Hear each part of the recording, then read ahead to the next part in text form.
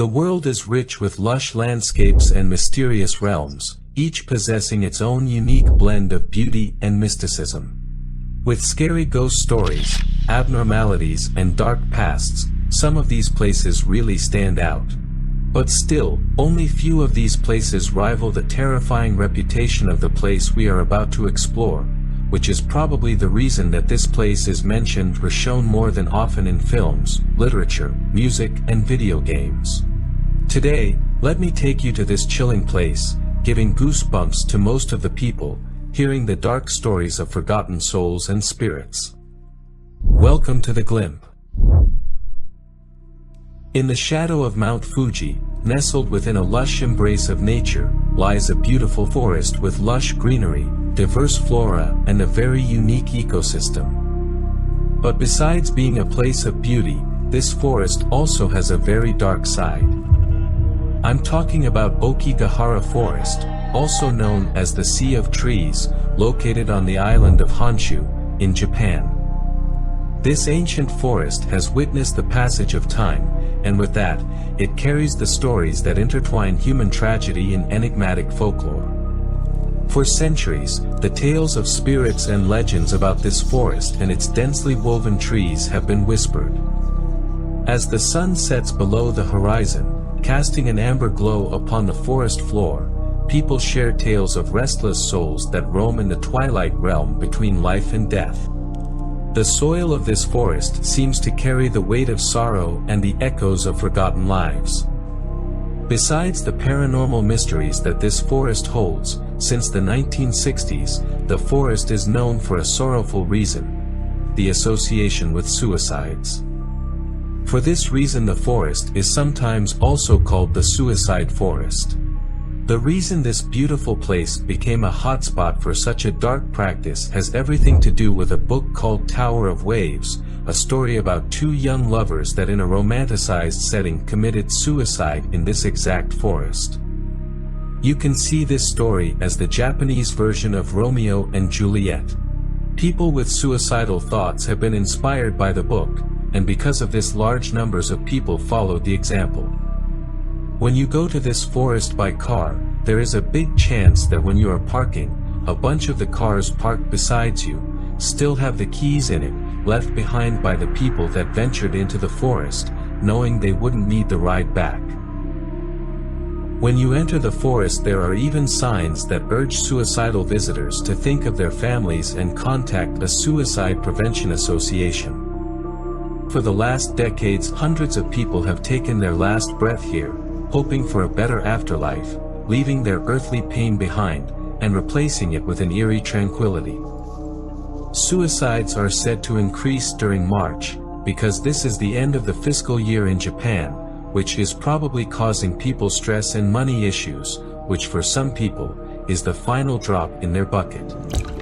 Even before the 1960s, when the forest became more associated with suicide, the forest was already associated with death, as a lot of people practiced yubastei here, literally meaning abandoning an old woman. It is a practice of senicide whereby an elder was carried to a remote, desolate place, and left there to die.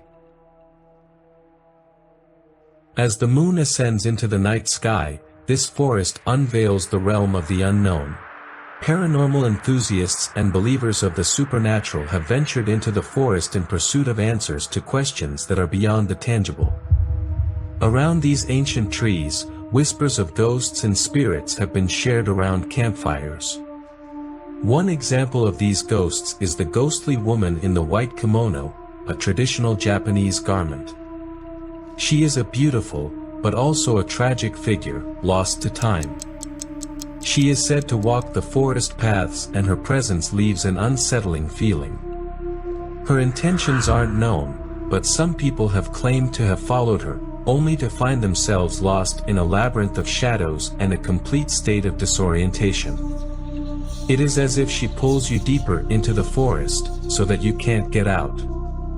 Some people claim that the woman might be a vengeful spirit, seeking companionship in her loneliness and longing. But this woman is not the only paranormal entity floating around in this forest. It is said that the souls of people who found their final solace here, still wander around, stuck in a limbo, unable to find peace. Loads of people that visited the forest have heard these spirits scream, cry and mourn, or have seen their shadows moving around, leaving a deep feeling of sadness, which might be the ghost letting you know the way they felt when they took their life here.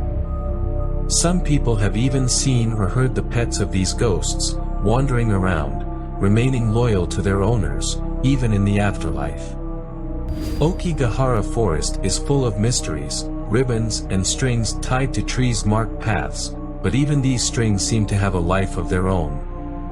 Visitors have sworn that these markers, or even the forest itself, moves from place to place without human intervention, leaving them deeper into the heart of the forest, trapping them where reality and illusion is a total blur.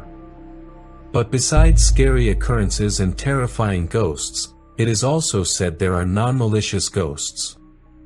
Some people have witnessed encounters with spirits that offer guidance to visitors who have lost their way. These guides are said to appear out of the blue, and guide lost individuals through the forest, only to disappear once they are safely on their path. Sometimes it is said that these guides are protectors of the forest. People that have made it out alive have witnessed their electronic devices failing, feeling sudden temperature drops, or sometimes have found mysterious orbs, unexplained shadows, or unusual lights in the photographs they have taken. Even some people who don't believe in the supernatural have had these kind of strange experiences, adding to the mystery of the place. Whether as a cautionary tale of the human struggle or an exploration of the uncanny, Aokigahara Forest stands as a testament to the power of nature to shape our emotions and stories. As the breeze carries away the last remnants of night, the forest remains, its mysteries intact, waiting to share its timeless tales with those people who choose to listen. Suicide rates in Japan have always been on the higher side, and whether the stream of suicides in here will ever stop is a big question mark. The government has sent teams to search for bodies or people that are having these kind of thoughts. If they see someone that doesn't look like a tourist, they will have a chat and try to change their thoughts, but if it really helps, who knows? If you found this short documentary interesting, make sure to subscribe and let us know what you want to see next. Thanks for watching.